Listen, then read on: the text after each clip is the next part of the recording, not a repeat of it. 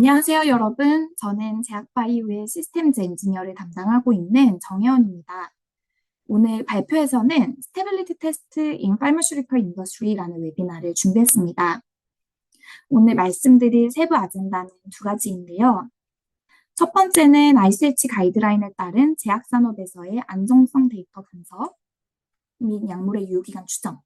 두 번째는 스트레스 인자를 결합한 엑셀러레이티드 테스팅, 즉 가속열화 시험에서의 점프에서의 약물의 유효기간을 추정하는 방식과 관련하여 말씀드리려고 합니다. 이번 슬라이드에서는 25도씨 60% 상대습도 조건에서 데그로데이션 프로덕트 분석을 기반으로 한 유효기간 추정 결과를 보여줍니다. X축은 시간 경과를 나타내며 단위는 월입니다. Y축은 데그로데이션 프로덕트의 비율이고요. 그래프의 수평으로 표시된 검은색 전선은 제품의 최대 품질 허용 기준입니다. Upper Acceptance Criterion, USL이고요. 이게 지금 1.4로 설정이 되어 있습니다.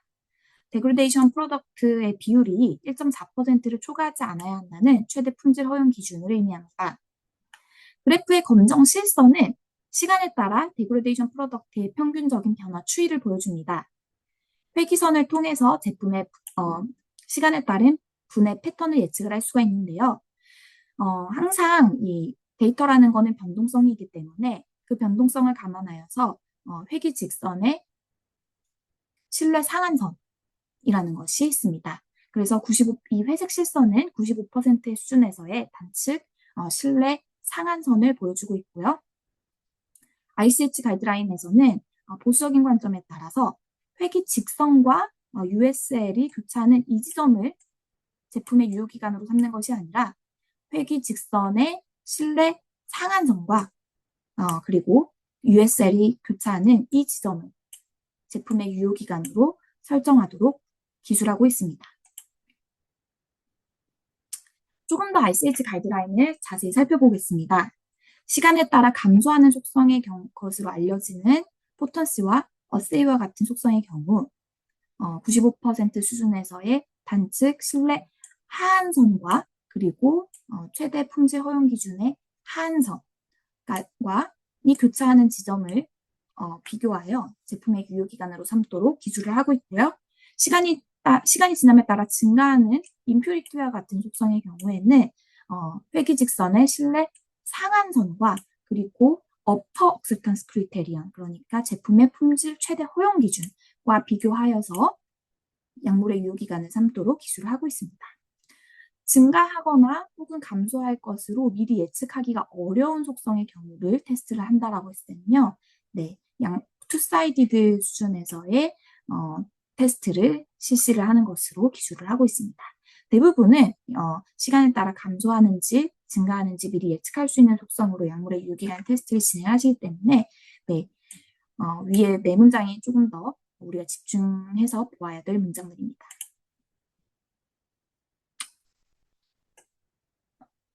이번 슬라이드에서는 포턴시를 가지고 이제 안정성 시험 데이터 분석을 하여서 유효기간을 산출하는 슬라이드를 보여드리고 있습니다. 네, 포턴시는 말씀드렸던 것처럼 시간이 지남에 따라 감소하는 속성의 경우이기 때문에 보수적으로 회기 직선의 90% 수준에서의 단측 신뢰 하한선과 그리고 최대 품질 허용 기준의 최대 하한선이 터치하는 이 지점을 기준으로 하여서 약물의 유효기간으로 삼도록 근거를 하고 있습니다. 그리고 제가 한 가지 설명드리고 싶은 개념은 기능은 인버스 프리딕션이라는 점프의 한 가지 기능인데요. 이를 활용해서 유효기간을 점프에서는 추정을 할 수가 있습니다. 인버스 프리딕션, 즉 역예측이란 보통은 X를 기준으로 Y를 예측을 하지만 인버스 프리딕션, 역예측 기능은 특정 어퍼 스펙 리밋 혹은 로어 스펙 리밋을 주고 그 값에 대해 해당 값을 충족하는 시간 X를 역으로 예측하는 과정이기 때문에 점프의 인버스 프리딕션이라는 기능을 사용을 하여서 LSL이나 USL을 충족하는 X값을 역으로 예측하여서 유효기간을 산출을 해보실 수가 있는데요.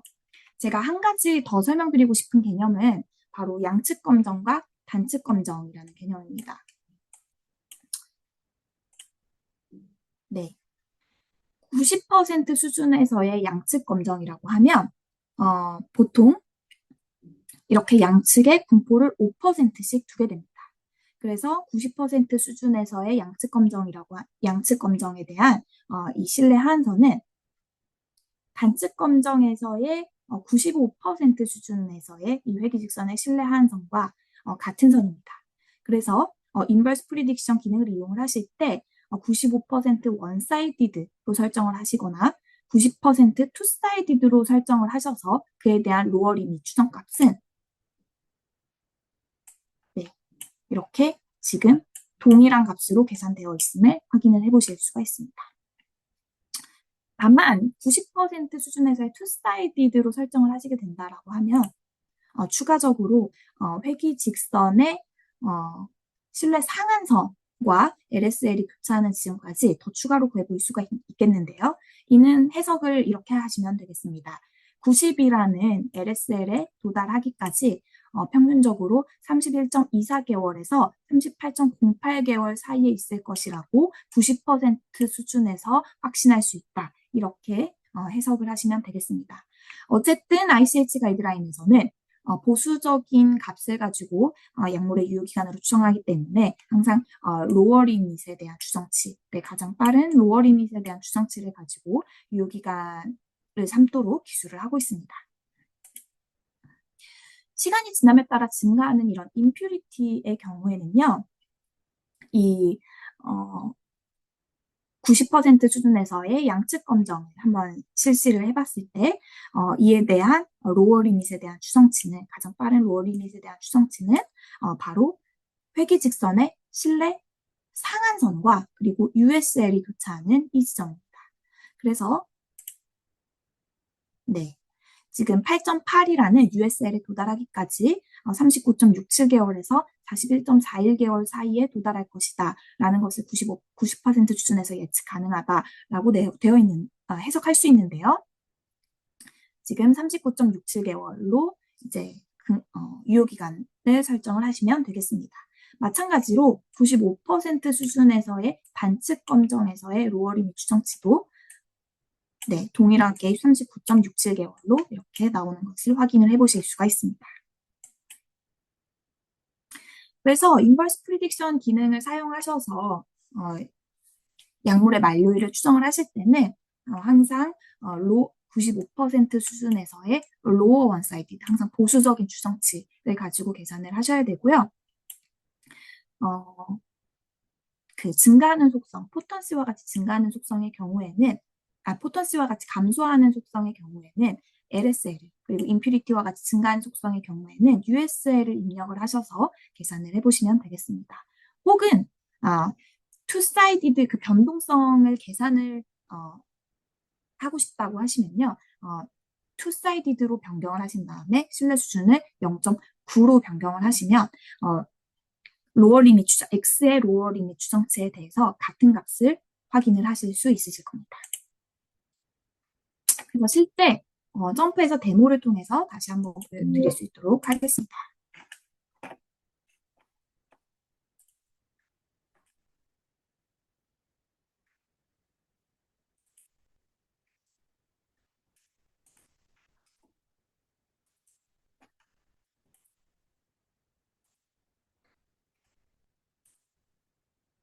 네, 포턴시라는 데이터입니다.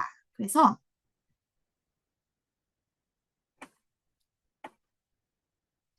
네, 포턴시라는 데이터이고요. 시간이 지금 증감에 따라서 포턴시가 어떻게 되는지 우선 항상 그래프 빌더로 살펴보도록 하겠습니다.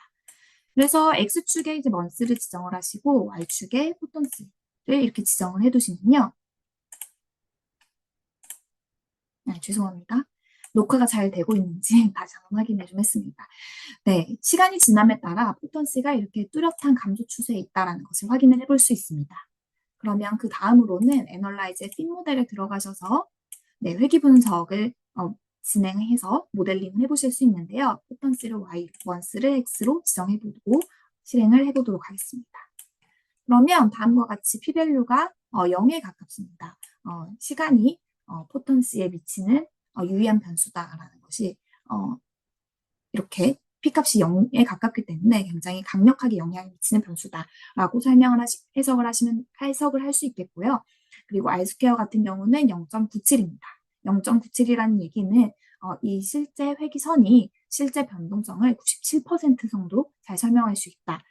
이렇게 해석을 하실 수가 있고요. 그리고 RMSE는 0.85라는 것은 예측값과 그리고 실제 값 사이에 그 잔차, 그 오차가 평균적인 잔차가 0.85 정도 된다라는 것을 설명하고 있습니다. 그래서 굉장히 이렇게 모델링이 잘 되어 있는 것을 확인해 보실 수가 있고요. 그리고 여기 보면 먼스에 대한 파라미터 에스티메이션이 마이너스 0.38입니다. 그리고 이 먼스에 대한 p-밸류 값도 굉장히 유의하고요. 그래서 이 말인즉슨 먼스가 1개월 증감에 따라 포턴시는 0.38 감소한다. 마이너스 0.38씩 감소한다라고 해석을 하시면 되겠습니다. 점프에서는 이렇게 프로파일러라는 기능이 있습니다. 그래서 이 프로파일러 기능을 통해서 먼스를 변경을 하시면서 포턴시가 어떻게 변화되시는지 시각적으로, 직관적으로 탐색이 가능하고요. 그리고 우리는 지금 약물의 유효기간을 추정을 하고 싶기 때문에 에스티메이트에 들어가셔서 여기 인버스 프리딕션이라는 기능이 있습니다. 이 버튼을 클릭을 하시고 말씀을 드렸던 것처럼 네, 95% 수준에서의 항상 보수적인 추정치인 로어 원사이디드로 설정을 하시거나 혹은 이렇게 설정을 하셔도 상관없다라고 말씀을 드렸습니다.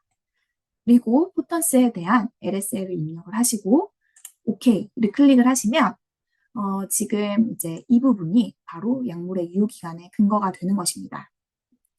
그래서 이것이 이제 검은 선이 회기직선이고요. 이 회기직선의 변동성을 감안한 실내 하한선과 90이 터치하는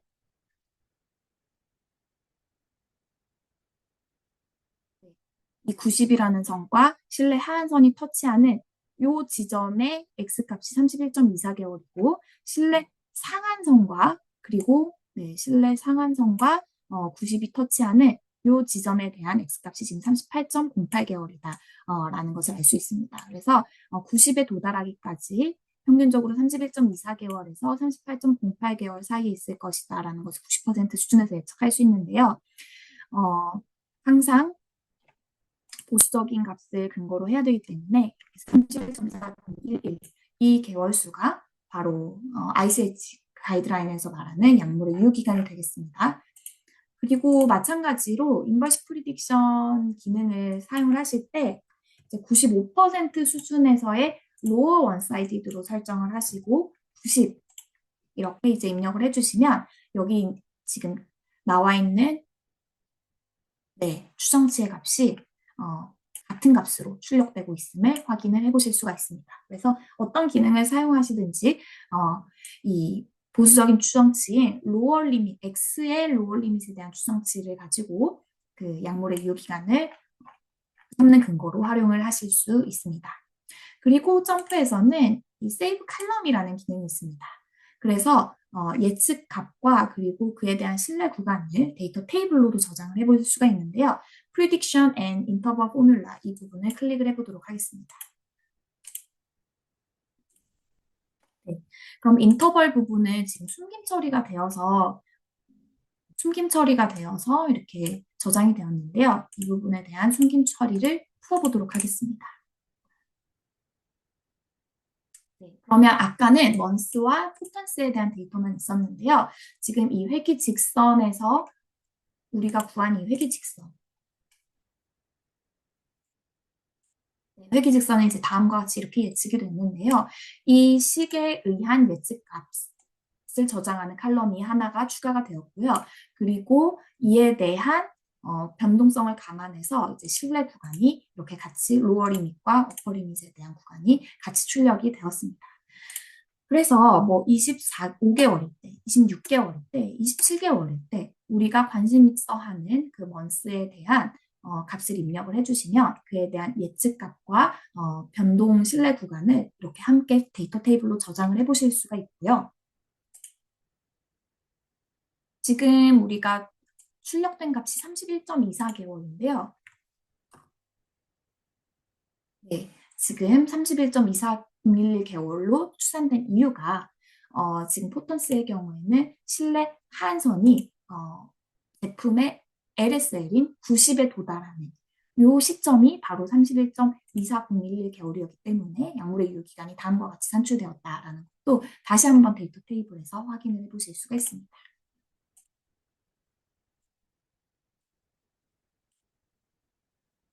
임퓨리티도 한번 살펴보도록 하겠습니다. 그래프 빌더를 통해서 한번 살펴보도록 할 텐데요. x를 month로, impurity를 y로 두도록 하겠습니다. 그러면 시간이 지남에 따라 impurity가 굉장히 뚜렷하게 선형적으로 증가하는 것을 볼 수가 있는데요. 네, 그렇다면 이제 회귀 분석으로 넘어가도록 하겠습니다. 그래서 fit 모델에 들어가셔서 month를 x로, impurity를 y로 설정을 하신 후에 다음과 같이 확인을 해보실 수가 있습니다. 그래서 R 스퀘어가 거의 1에 가깝고 p-밸류가 거의 0에 가까우므로 우리가 추정한 이 식이 굉장히 실제 변동성을 잘 예측하는 모델이다라고 이야기할 수 있습니다. 그리고 여기에 부분에 먼스의 파라미터 에스티메이션 부분이 0.0144로 나왔기 때문에 먼스가 1개월 증가할수록 임퓨리티는 0.0144씩 증가한다 이렇게 해석을 하시면 되고 그것에 대한 통계적 유의성도 굉장히 강력함을 확인을 해볼 수가 있습니다. 마찬가지로 프로파일러 기능을 이용하여서 먼스를 변경하시면서 임퓨리티와 그에 대한 변동 구간, 신뢰 구간까지 함께 확인을 해보실 수가 있고요. 인버스 프리딕션이라는 기능을 사용하여서 최종적으로는 제품의 유효기간을 추정을 해볼 수가 있습니다. 역 예측해 보실 수가 있는데요. 지금 이 경우에도 8.8이라는 USL에 도달하기까지 이 신뢰 회귀 직선의 신뢰 상한선이 이 경우에는 먼저 빨리 도달하기 때문에 그때의 X에 대한 로우 리밋 추정치는 39.67개월입니다. 그래서 이 값을 가지고 유효기간의 근거로 삼으시면 될 것 같습니다. 한 가지 이제 말씀을 드리고 싶은 부분은요. 이렇게 항상 선형적으로 나오지 않습니다. 그래서 예를 들면 이렇게 선형적으로 나오지 않고 네, 방금과 같이 선형적으로 나오지 않고 어느 시점에서 증가하다가 상한 점근선에 이렇게 수렴하게 되는 경우가 있습니다. 이런 경우에는 사실 핀 모델이라는 선형 회기로 근사를 하게 되었을 때는 잘 맞지 않습니다. 그래서 이 부분에 대해서는 로그 변환을 하셔서 다시 핀 모델에 들어가셔서 선형 변환을 하셔서 로그 트랜스포메이션을 하면은 보통 선형 변환이 되는 경우가 많이 있는데요. 그래서 선형 변환을 하셔서 핀 모델에 들어가셔서 그 값으로 가지고 회귀 분석을 진행을 하시거나 혹은 애널라이즈에 들어가셔서 스페셜라이즈드 모델링의 핏 커브라는 것이 있습니다. 그래서 곡선 적합을 통해서 우리가 모델링을 진행을 해보실 수도 있습니다. 그래서 이 경우에는 다음과 같은 이런 곡선이 생겨 있기 때문에 네, 시그모이드 커브를 적합을 해보실 수가 있습니다.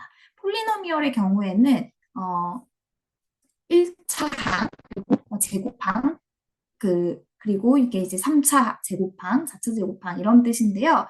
지금 1차 항은 선형 회기선을 의미합니다. 그래서 이 선은 아니고요.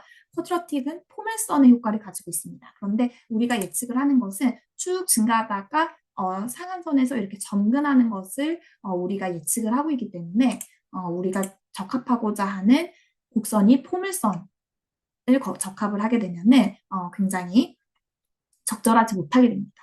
그래서 우리는 이러한 곡선을 잘 설명할 수 있는 시그모이드 커브에 가셔서 곡선 적합을 진행을 하셔야 되고요. 시그모이드 커브도 종류가 굉장히 많습니다. 그래서 이렇게 다양하게 로지스틱이라든지 프로빗이라든지 뭐 다양한 곡선을 적합을 해보시고요. 지금 이 경우에는 Y스퀘어가 모두 1에 가깝고 잔차도 굉장히 지금 작기 때문에 지금 0에 가깝습니다. RMS가 거의 0에 가까운데요. 오차 없이 거의 다 잘 추정을 하고 있다라는 뜻이겠죠. 그래서 이 경우에는 어떤 모델링을 사용을 하셔서 약물의 유효기간을 추정을 하셔도 상관없을 것 같습니다. 그래서 저는 리스틱 3P를 가지고 약물의 유효기간을 예측해 보도록 하겠습니다. 이 fit 커브에도 마찬가지로 inverse prediction이라는 기능이 있습니다. 그래서 이 기능을 클릭을 하셔서 마찬가지로 이렇게 보수적인 추정치를 우리가 얻고 싶다고 하면 95% 수준에서의 lower one-sided로 클릭을 하셔야 되고요. 그렇지 않고 이렇게 신뢰 수준을 90%로 변경하고 two-sided로 변경을 하시고 나서 변경을 하셔도 로어 원사이디드에 대한 X값에 대한 추정치는 동일하게 얻으실 수 있다고 말씀을 드렸습니다. 그래서 이 경우에는 이제 증가하는 경우이기 때문에 최대 품질 허용 기준인 USL을 입력을 해주셔야 되고요. 네, 그래서 이 8.5라는 USL에 도달하기까지 이 곡선의 실내 상한선과 교차하는 이 지점이 네, 지금 여기 보시면 31.72개월이다. 이렇게 추정이 되고 있습니다. 그래서 8.5에 도달하기까지 이 정도의 추세라면은 31.72개월에서 36.48개월 사이에 있을 것이다 라는 것을 90% 확신할 수 있다. 이렇게 해석할 수 있고요. 지금 이 모델링이 훨씬 더 설명력이 높기 때문에 이 경우에는 선형 회귀보다는 핏커브에 들어가셔서 분석을 진행을 하시던가 혹은 로그 트랜스포메이션을 하셔서 그냥 회귀 분석을 진행을 하시는 것이 더 바람직한 방법이다라고 생각해 주시면 되겠습니다.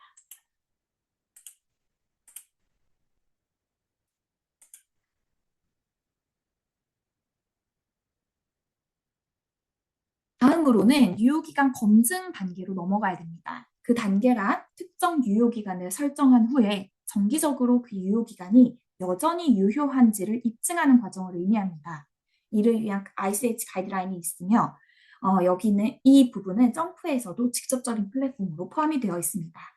곧 제가 데모를 통해서 보여드리도록 하겠습니다. 일반적으로 세네 개의 배치가 공통 기울기와 공통 절편이 있다라면 우리가 배치를 통합할 수 있다라고 하는데요. 타임 배치의 인터랙션, 교작용이 있는 앙코바 모델로 시작을 해서 유의 수준 0.25에서 기울기와 절편의 배치 통합 여부를 결정을 하게 됩니다. 일반적으로 유효 기간의 추정치는 절편과 기울기에 따라 달라지게 됩니다. 우리는 세네 개의 배치에 대해서 먼저 검정을 하고 난 뒤 해당 배치를 통합할 수 있는지에 대해서 먼저 살펴보고자 합니다.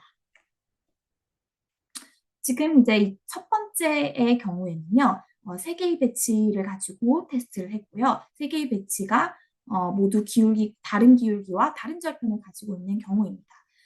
지금 1번 배치와 그리고 3번 배치의 경우에는 기울기가 평행합니다.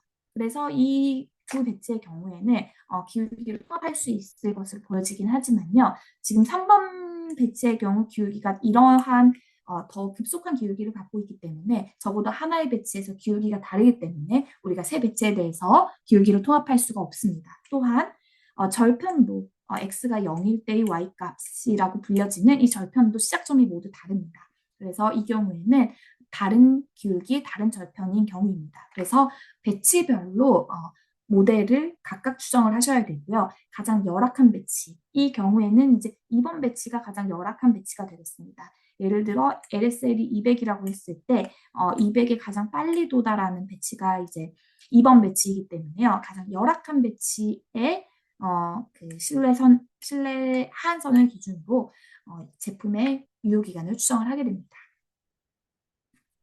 두 번째 그래프는 세 배치에 대해서 공통 기울기를 가정할 수 있으나 다른 절편을 가지고 있는 경우입니다. 그래서 모두 평행하기 때문에 커먼 슬로프이나 지금 인터셉트의 경우에는 모두 다른 그림인 것으로 확인을 해보실 수가 있습니다. 그리고 세 번째는 모두 공통 기울기, 공통 절편인 경우에 다음과 같이 비주얼라이제이션 될 수 있습니다. 조금 더 ICH 가이드라인을 상세히 설명해 드리도록 하겠습니다. 배치 데이터에서 기울기와 절편의 통합 가능성을 평가하는 이 세 가지 모델인데요. 각 모델의 가정과 진행 단계는 P가 0.25 수준에서 진행됩니다. 그래서 가장 처음은 먼저 각 배치가 다른 기울기와 다른 절편을 가진다고 가정합니다.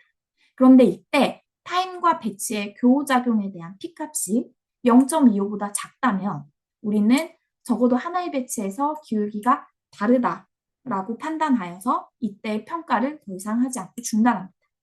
그런데 타임과 배치에 대한 P값이 0.25보다 작거나 크다면 우리는 세 개의 배치에서 공통 기울기를 가지고 있다라고 가정할 수 있습니다. 그러고 나면 이제 다음 단계 절편 통합 테스트로 넘어갑니다. 이 경우에는 이제 공통 기울기는 이미 가정할 수 있다고 확인되었으므로 이제 절편에 대한 가정을 해봐야 되는데요. 통합 테스트를 해보아야 하는데요. 네, 이번에는 절편은 서로 다르다라고 가정을 합니다.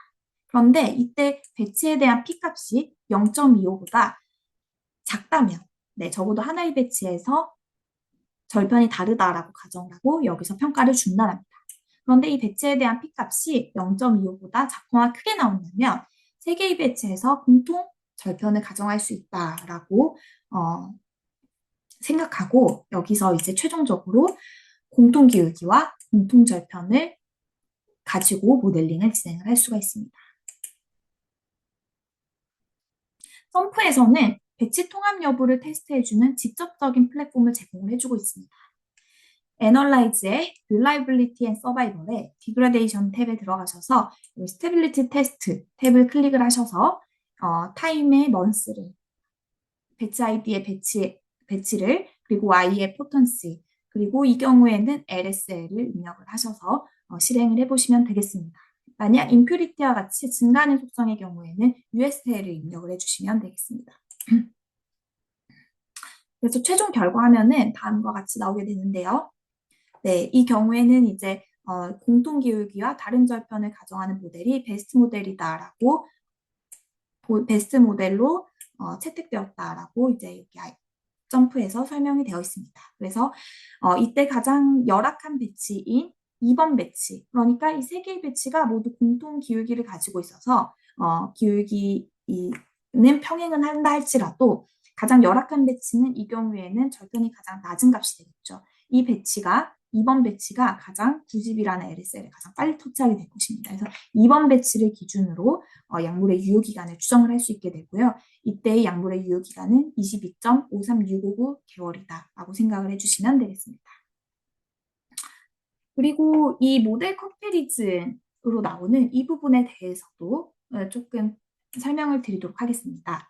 방금 제가 슬라이드에서 말씀을 드렸던 절편과 기울기의 통합 여부와 동일합니다. 그래서 처음에는 다른 기울기, 다른 절편을 가정을 하게 됩니다. 그런데 이 테스트에 대한 P값이 0.25보다 크다면 우리가 공통 기울기다라고 가정을 하고 그 다음으로 이제 넘어가게 됩니다. 그래서 이 경우에 이제 다시 공통 기울기와 다른 절편을 가정을 하게 되는데요. 이 가정에 대한 P값이 0.25보다 크다면 우리가 최종적으로 공통 기울기, 공통 절편을 가정할 수 있다라고 이해를 해주시면 되겠습니다. 이 경우에는 여기서는 이제 0.25보다 컸기 때문에 커먼 슬로프, 공통 기울기는 가정을 할 수 있었으나 이 절편을 통합하는 과정에서 0.25보다 작았기 때문에 적어도 하나의 배치에서 절편이 달랐다라고 해석을 하고 평가하고 여기서 최종 모델을 멈추게 되었습니다. 그래서 최종 모델은 이렇게 공통 기울기, 다른 절편으로 채택이 되었던 것을 확인을 할 수가 있습니다. 점프에서는 이렇게 디그레데이션 플랫폼 이외에도 우리가 흔히 들어가는 애널라이즈 핀 모델 기능을 이용하여서 절편 통합 여부를 테스트를 해보실 수도 있는데요. 네, y 값의 포턴시, 그리고 x의 배치 먼스, 그리고 배치업 먼스의 교호자금 이렇게 넣습니다. 그렇게 하고 나서 이제 실행 버튼을 누르게 되면 다음과 같이 메뉴에 이러한 창이 나타나게 되는데요. 이때 아까 말씀드렸던 것처럼 배치와 먼스의 교호자금이 에 대한 P값이 0.25보다 작다면 적어도 하나의 배치에서 기울기가 다르다 이렇게 해석을 하실 수가 있고요. p-밸류가 0.25보다 크거나 같다면 배치별 기울기가 통합 가능하다. 이렇게 판단을 하시면 되겠습니다. 배치량 P값이 0.25보다 또 작으면 적어도 하나의 배치에서 절편이 다르다. 이렇게 판단을 하고 여기서는 이제 공통기울기 다른 절편 모델로 가셔야 하고요. 여기서도 이제 P값이 0.25보다 작거나 크거나 같은 경우에는 절편도 모두 모든 배치에서 같다라고 판단할 수 있습니다. 그래서 이렇게 이 앙코바 모델을 기준으로 다음에 이 p-밸류, 각 항의 p-값으로 이 절편 통합 여부를 결정하실 수가 있고요. 지금 이 경우에는 공통기울기 다른 절편으로 최종 평가가 되었기 때문에 네, 이때에 대한 회귀 모델링은 다음과 같이 진행을 하시면 되겠습니다. 그래서 애널라이즈의 핀 모델에 들어가셔서 지금 다른 기울기 다른 절편으로 나온 경우에는요. Y의 포턴시를 그리고 X의 먼스를 그리고 배치별로 모두 다르기 때문에 바이에다가 배치를 지정을 해주셔야 됩니다. 그래서 배치별로 진행을 하시고 가장 열악한 배치를 기준으로 인버스 프리딕션이라는 기능을 이용하셔서 약물의 유효 기간을 예측을 하시면 되는 것이죠. 공통기울기 다른 절편이 나온 경우에는 네, 아까 그 인터랙션에 대한 텀에 대한 P값이 0.25보다 컸기 때문에 그런 경우에는 이제 공통기울기로 가정할 수가 있는데요. 이런 경우에는 먼스에 대한 파라미터 에스티메이션은 동일합니다. 즉 시간이 지남에 따라 포턴시가 감소하는 비율은 동일한데요. 배치별로 절편, 그 시작점이 다르기 때문에 이 배치 텀을 같이 지정을 해주셔야 됩니다. 그래서 공통기울기 다른 절편인 경우에는 핀 모델에서 다음과 같이 지정을 하셔서 분석을 실행해 보시면 되고요. 공통기울기 공통절편인 경우에는 배치와 타임의 인터랙션에 대한 P값도 0.25보다 크거나 같고 그리고 배치에 대한 P값도 0.25보다 크거나 같다라고 하면 이제 배치를 모델에서 삭제할 수 있게 됩니다. 배치 간 차이가 유의하지 않기 때문에 배치라는 값을 X에서 제거해버리고 새 배치에 대해서 동일한 모델을 적용할 수 있습니다. 그래서 포턴시와 먼스 이렇게만 적용을 하셔서 분석을 실행해 보시면 되겠습니다. 점프해서 제가 조금 더 데모를 보여드리면서 이 내용을 설명드릴 수 있도록 하겠습니다.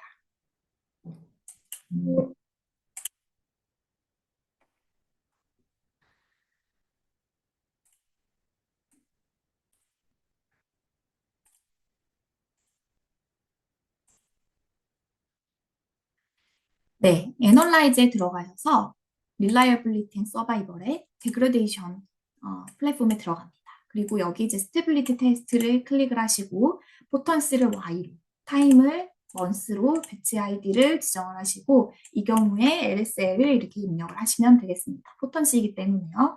그리고 OK를 이렇게 클릭을 하시게 되면 다음과 같은 결과 화면을 얻을 수가 있는데요. 네, 0.25 유의순에서 기울기와 통합 여부를 결정을 했더니 공통기울기와 다른 절편이 베스트 모델로 억셉트 되었다. 그리고 이때의 가장 열악한 배치는 지금 3번 배치인 것으로 보입니다. 그래서 3번 배치의 신뢰 하한선과 LSL이 만나는 이 지점은 49.07개월이다. 이렇게 점프해서 보여주고 있습니다. 이렇게 나온 이유는 네, 그 기울기를 통합할 수 있는 P값이 0.25보다 지금 크게 나왔기 때문에 부분을 하나의 값은 0.25보다 작기 때문에 하나의 배치에서 절편이 다르다라고 평가되어서 여기서 이제 공통기울기 다른 절편에서 모델 평가를 멈추게 되었습니다. 그리고 여기 이제 Diagnostics and Prediction 기능을 보시면요. 이제 이 최종 모델링 된 것들 모델링된 회귀 직선을 기준으로 각 배치별 잔차가 어떠한지를 볼 수 있는데요. 네, 지금 특정 배치에서 더 잔차가 크게 나타나거나 작게 나타나거나 이러면 지금 문제가 되겠지만 모든 배치에서 굉장히 일관된 예측 성능을 보여주고 있는 것을 확인해 볼 수 있습니다. 그리고 이제 인버스 프리딕션이라는 기능을 사용하여서 우리가 역 예측해 볼 수 있다고 말씀을 드렸는데요. 여기 이제 핫스팟을 클릭을 하시고 세이브 크로싱 타임을 클릭을 하시면요. 배치별로 네, 지금 언제 그 LSL에 도달하는지 그 시점을 이렇게 데이터 테이블로 저장을 해볼 수가 있습니다. 3번 배치가 가장 열악하기 때문에 가장 빨리 도달하는 배치입니다. 그래서 49.07개월이라는 이 값이 여기 이게 최종 보고서에 저장된 값과 동일한 것을 확인을 해보실 수가 있습니다. 그리고 이제 프리딕션 그래프는 X를 주고 Y를 예측을 하는 건데요. 예를 들어 우리가 35개월일 때 각 배치에서 어느 정도의 포턴시를 갖고 있는지를 알고 싶다라고 하면 이 X를 클릭을 하신 상태에서 Go를 누르시고 여기 Save Prediction을 클릭을 하시면 각 배치별로 지금 입력한 35개월일 때 예측되는 포턴시의 값이 지금 1번 배치에서는 246.36, 2번 배치에서는 259.36%, 3번 배치에서는 235.2%인 것을 확인할 수 있습니다. 네. 그리고 점프에서는 애널라이즈의 핀 모델에 들어가셔서도 이제 배치 통합 가능성을 함께 검토하실 수 있다라고 말씀을 드렸는데요. X, X, 배치와 원스의 교호작용도 넣어줍니다. 그래서 이제 실행 버튼을 누르게 되면 다음의 값을 기준으로 우리가 배치 통합 가능성을 평가할 수 있다라고 말씀을 드렸습니다. 지금 여기 보시면 배치 번스의 교호작용에 대한 P값이 0.25보다 크기 때문에 기울기는 통합할 수 있는 것으로 확인할 수 있습니다. 여기 이렇게 보시면 지금 0.735라는 이 값이 사실은 배치 먼스에 대한 인터랙션에 대한 P값에서 왔다라는 것을 확인할 수가 있습니다. 그리고 절편의 통합 여부를 검정하는 P값은 바로 이 배치에 대한 P값으로 왔다라는 것을 알 수가 있습니다. 네, 그래서 우리는 지금 공통기울기 다른 절편을 가정할 수 있는 모델이라는 것을 이 앙코바 모델의 검정을 통해서 확인을 할 수 있었기 때문에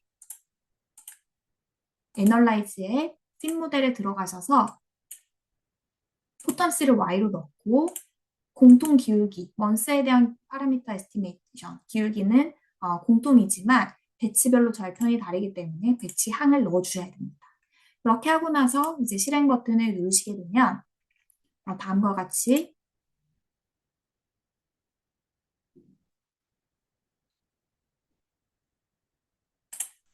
네, 다음과 같이 배치별로 이제 절편이 어떻게 다른지를 볼 수가 있는데요. 먼스에 대한 파라미터 에스티메이션은 세 배치에서 동일합니다. 그래서 1개월 증가할 때마다 1.18씩 포텐시가 감소하는 것을 확인을 해보실 수가 있고요. 이 먼스가 굉장히 통계적으로 유의한 변수라는 것도 확인을 해보실 수가 있습니다. 그러나 이제 배치별로 절편이 다르기 때문에 1번 배치의 경우에는 288.5489에서 마이너스 0.62를 뺀 0.62를 뺀 값이 바로 1번 배치의 절편이 될 것이고요.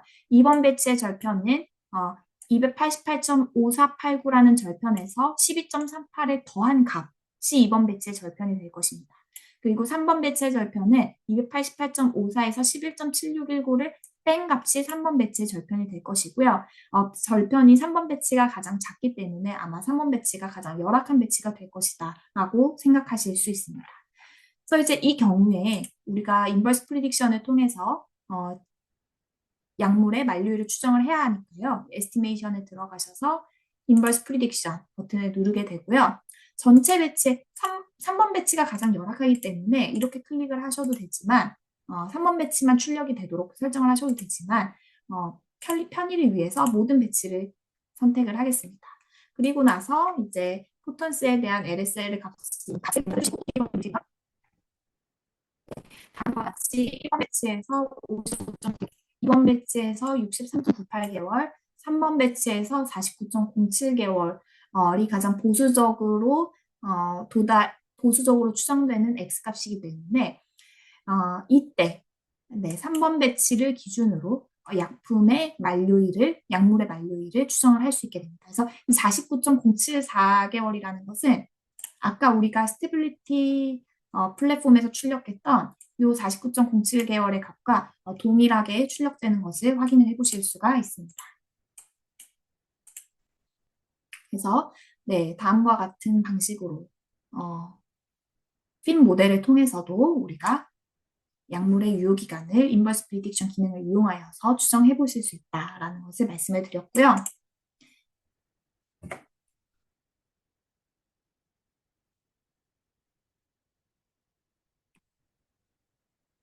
다음으로 이제 제가 설명을 드리려고 하는 것은 가속 시험입니다. 그래서 가속 시험은 약물의 물질 또는 제품에 스트레스를 가해서 분해를 촉진합니다. 가속 인자는 스트레스 조건에서 분해가 얼마나 더 빠르게 진행되는지를 측정을 하는데요. 가속 관계는 다양한 스트레스 수준에서의 분해를 모델링합니다. 그래서 가속 시험은 수명 데이터를 수능 데이터를 사용하기보다는 퍼포먼스 데이터, 성능 데이터를 사용을 많이 하게 될 것 같습니다.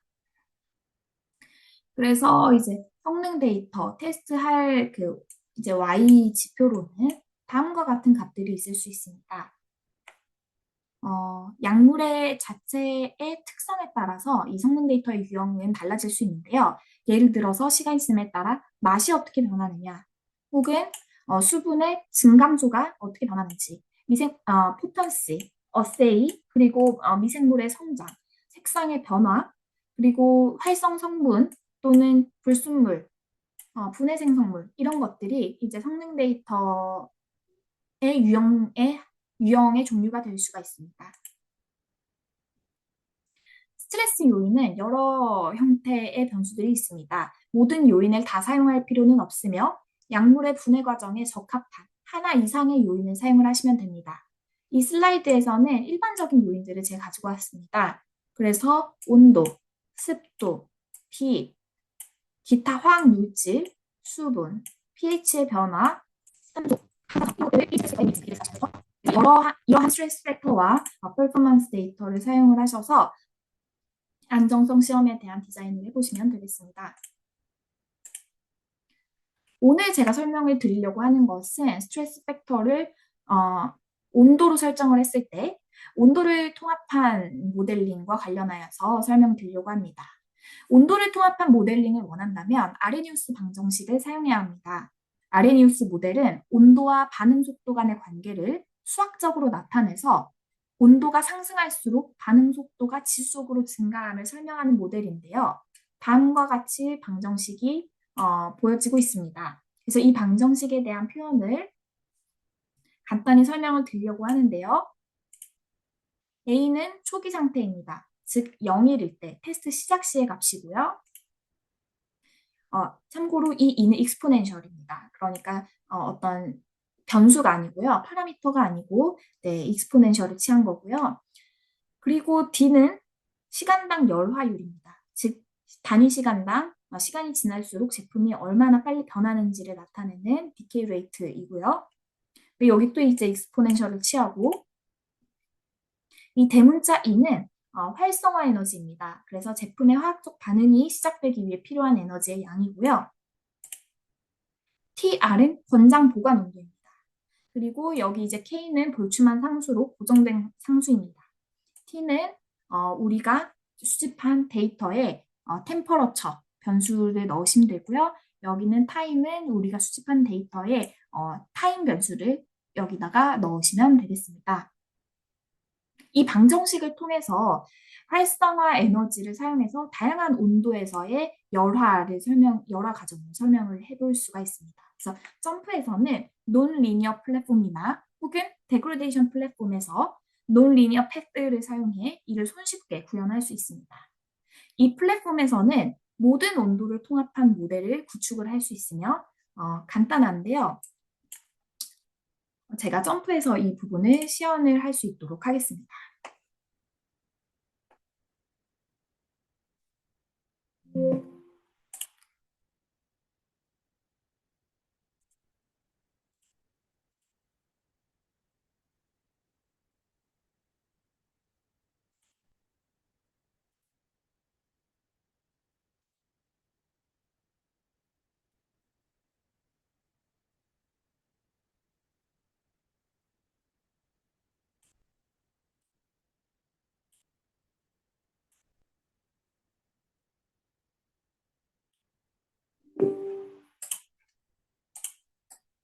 네, 다음의 데이터는 이제 아까는 A와 렐러티브 포턴스만 있었다면 우리가 템퍼러처를 스트레스 팩터로 하나를 더 추가를 했습니다. 그래서 이 온도가 지금 25도, 35도, 45도, 55도, 65도씩 10도씩 올려가면서 테스트를 했고요. 3번씩 반복 측정을 했습니다. 그리고 이제 데이의 경우에는 0일째, 10일째, 20일째, 30일째 이렇게 10일씩 올려가면서 3번씩 반복 측정을 했고요. 100일째까지는 10일 간격으로 측정을 했습니다. 그리고 100일 이후에는 50일 간격으로 600일 때까지 50일 간격으로 이 각 온도별로 렐러티브 포턴시를 측정을 한 데이터입니다. 네, 이렇게 이제 데이터 수집이 완료가 되었다라고 하면 아레니우스 모델링을 진행을 하셔야 되는데요.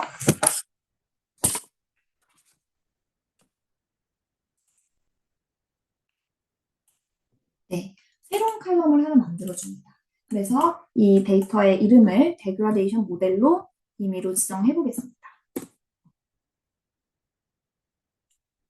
이렇게 하고 나서 점프를 우클릭하시고 포뮬라 기능을 통하셔서 아까 우리가 PPT에서 보았던 이 아레니우스 모델링을 직접 손수 매뉴얼로 세팅하셨는데요.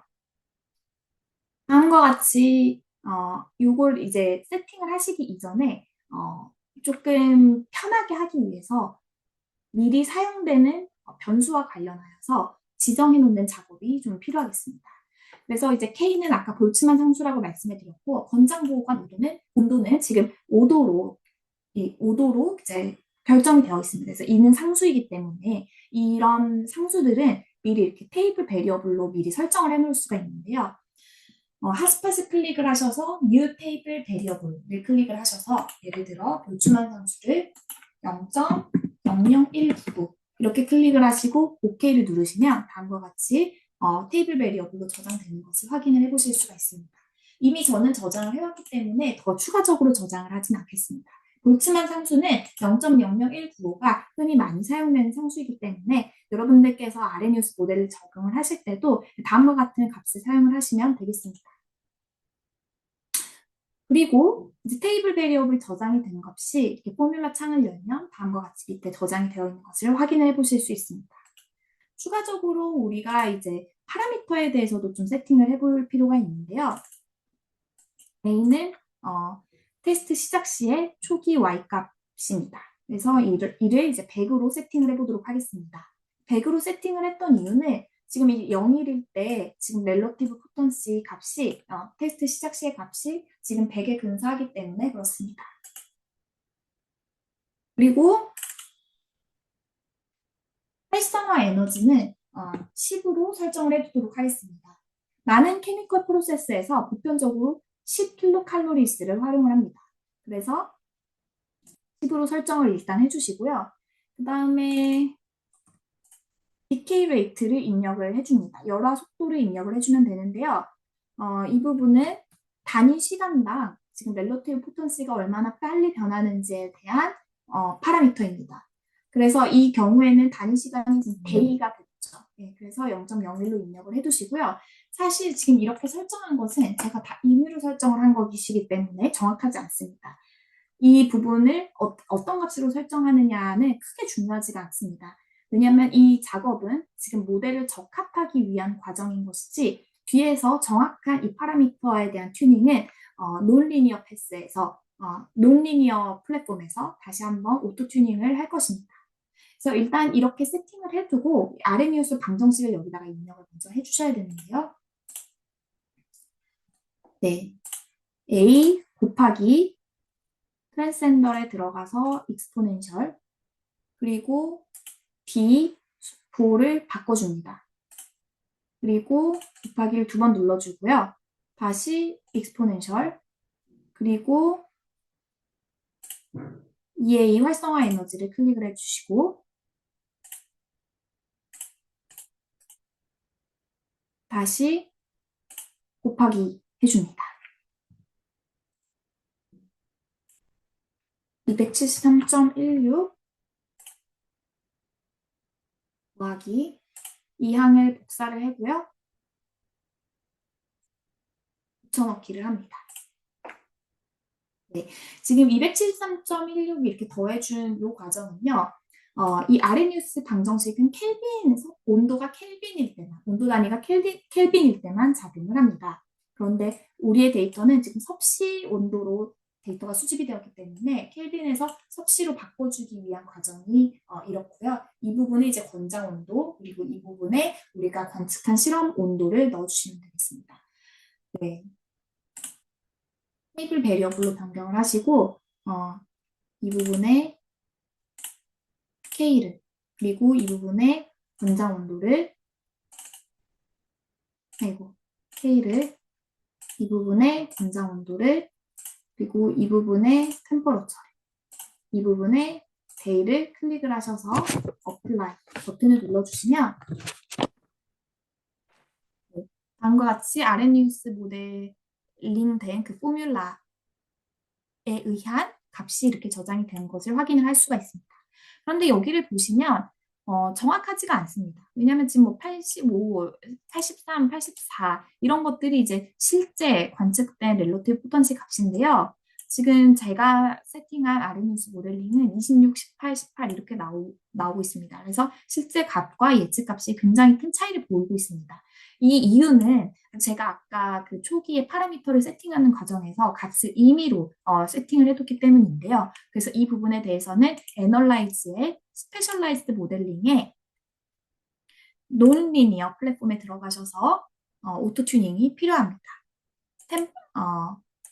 실제 관측값을 y로 넣으시고요. 그리고 우리가 미리 지정했던 포뮬라를 지정했던 변수를 여기 프리딕터 포뮬라로 지정해 줍니다. 그리고 나서 이제 OK를 클릭을 해주시면 네, 다음과 같이 우리가 아까 A는 100으로, EA는 10으로, 디케이 레이트는 0.01로 이렇게 지정을 했다라는 것을 알 수가 있는데요. 고 버튼을 클릭을 하시면 A는 100.25, EA는 15.37, 디케이 레이트는 0.00060 부분으로 이렇게 출력이 된 것을 확인해 보실 수가 있습니다. 그렇게 하고 나서 이제 세이브 에스티메이트를 누르게 되면 변경된 파라미터를 적용해서 다시 한번 이제 값을 이렇게 출력을 해주는데요. 확실히 이제 실제 값과 우리가 이 변수를 변경을 해서 적용한 포뮬라에 의한 예측값이 큰 차이가 없이 잘 예측되고 있는 정확한 식이라는 것을 이렇게 확인을 해보실 수가 있습니다. 그리고 나서 여기에 이제 프로파일러에 들어가셔서 프로파일러를 클릭을 하시고 네, 시간을 변경을 함에 따라서 포톤시가 어떻게 변화되는지를 프로파일러로 확인을 해보실 수가 있는데요. 지금 네, 권장 온도가 5도일 때는 굉장히 서서히 이렇게 렐러티브 포턴시가 선형적으로 감소하는 것을 확인을 해보실 수가 있지만요. 예를 들면 온도를 60도로 변경해 보겠습니다. 그러면 굉장히 빠른 속도로 렐러티브 포턴시가 이렇게 변경되는 것을 확인을 해보실 수가 있습니다. 그래서 이렇게 데이와 템퍼러처를 우리가 관심 있는 값을 이렇게 고정을 해주시고 그때의 포턴시가 얼마인지 이렇게 예측을 해보실 수도 있고요. 그리고 여기서도 똑같이 인버스 프리딕션이라는 기능이 있습니다. 그래서 커스텀 인버스 프리딕션 기능을 클릭을 하셔서 네, 우리가 데이를 추정을 하고자 하는 거기 때문에 데이는 미싱으로 두고 예를 들어 45도일 때 이 부분은 제가 그냥 디폴트 값으로 두겠습니다. 그래서 45도일 때 렐러티브 포턴시가 이 경우에는 75가 LSL이었는데요. LSL을 입력을 하시고 OK를 클릭을 하시게 되면 네, 75 75에 도달하는, 75라는 LSL에 도달하는 시점이 지금 14.43개월에서 14.LSL에 도달하는 45에 LSL 75에 도달하는 그 시점이 어느 정도가 되는지 그 변동성도 함께 예측을 해보실 수가 있습니다. 그래서 이러한 방식으로 유효기간을 추정을 해보실 수도 있고요. 논리니어 패스 이외에도 애널라이즈에 들어가셔서 reliability and survival에 들어가셔서 degradation 플랫폼에서도 똑같이 이 데이터를 분석을 하실 수 있습니다. 그래서 데이에 타임을 넣어주시고 템퍼러처를 X로 넣어주시고 렐러티브 포턴시를 Y로 넣어주신 상태에서 LSL을 똑같이 입력을 합니다.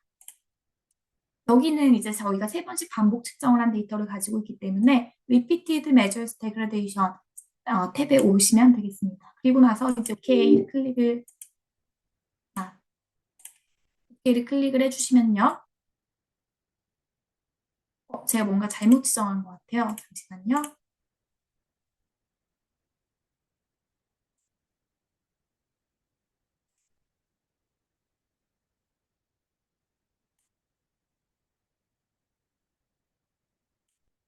애널라이즈의 데그레데이션 플랫폼으로 가서 데이의 타임을 템퍼러처의 x를 렐러티브 포턴스의 y를 그리고 제가 LSL을 잘못 입력을 했습니다. 이 경우에 LSL은 75였고요. 그리고 템퍼러처를 id로 지정을 하셔서 이렇게 넣어주시면 다음과 같은 그래서 우리는 지금 이제 비선형적이기 때문에 여기서 데그레데이션 패 스타일에서 논리니어 패스로 변경을 해줍니다. 그렇게 하면 이제 다음과 같은 창이 나오는데요. 여기 이제 드롭다운 리스트를 클릭을 해보시면 리액션 레이트 타입 1, 컨스턴트 레이트, 프리딕션 칼럼 이러한 옵션들이 나오게 됩니다. 리액션 레이트 타입 1과 컨스턴트 레이트는 선프에서 내장된 RNA-뉴스 모델을 이용할 수가 있지만 사실 그렇게 정확하지 않습니다. 그래서 제가 알려드린 아까 그 공식을 이용을 하셔서 제약회사에서 약물의 유효 기간을 추정하실 때는 그 공식을 이용하셔서 약물의 유효 기간을 추정하는 것이 가장 정확한데요. 그렇게 제가 아까 미리 저장했던 그 디그레데이션 모델이라는 그 칼럼을 사용하시기 위해서는 이 프리딕션 칼럼이라는 옵션을 클릭을 해줍니다. 그리고 나서 저장된 그 식이 있는 칼럼이 무엇인지 선택을 해주시고 OK를 클릭을 해주시면 되겠습니다. 그리고 Use and Save 버튼을 이렇게 클릭을 하시게 되면요. 네, 똑같이 아까 그 논리니어 패스에서 정확한 파라미터를 산출을 해줬는데 그 값이 이렇게 데그레데이션 플랫폼에서도 똑같이 나오는 것을 확인을 해보실 수 있습니다. 그래서 이제 이 값이 이렇게 산출이 됐고요.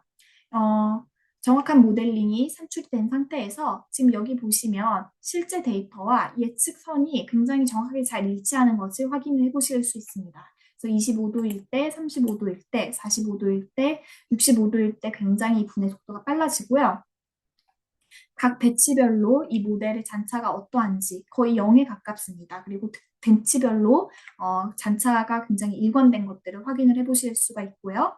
인버스 프리딕션의 기능에 들어가셔서 Save Crossing Time 버튼을 누르셔서 LSL 75에 도달하는 시점이 언제인지 데이터 테이블로도 저장해 보실 수 있습니다. 그래서 베이스라인 값을 여기다가 세팅을 해주실 수가 있는데요. 프리딕션 세팅에 베이스라인 값을 5로 세팅을 하시고 OK를 누르시게 되면 네,